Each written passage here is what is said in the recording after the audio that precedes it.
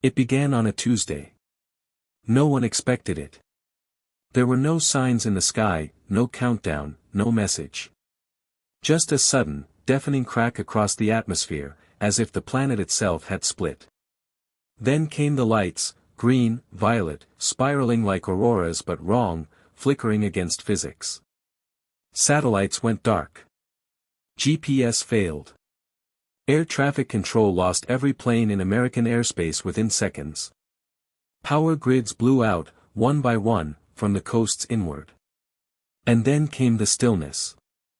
Not quiet, stillness star. Trees stopped swaying, oceans went flat, even the wind held its breath. From the clouds, they descended. They weren't ships, not in the way humans understood them. They were shapes, vast and ever-changing.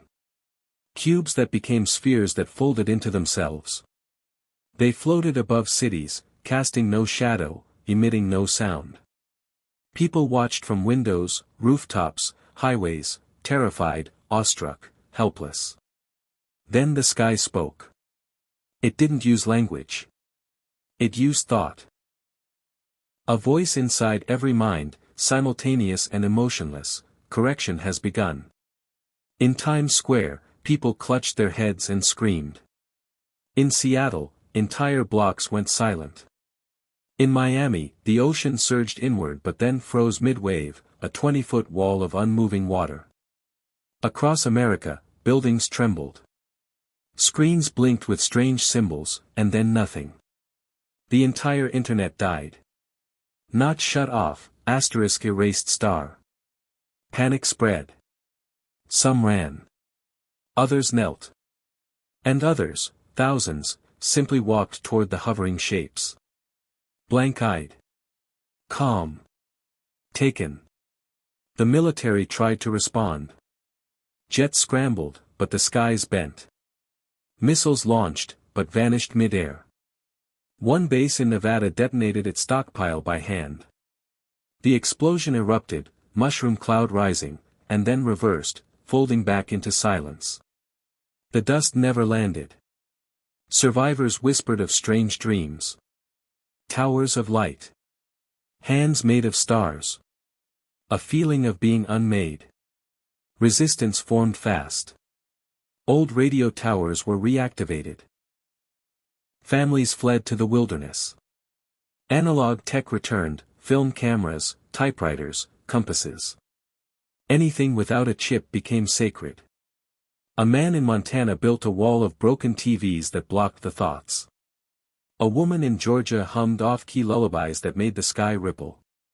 A boy in Detroit discovered that chalk drawings confused the floating shapes. The key wasn't violence. It was error. The invaders were perfect. Too perfect. They sought order. Uniformity. They didn't kill, they corrected. Flawed humans, unpredictable humans, creative humans, they couldn't be mapped. So the invaders erased them. Not physically. Conceptually. Names forgotten.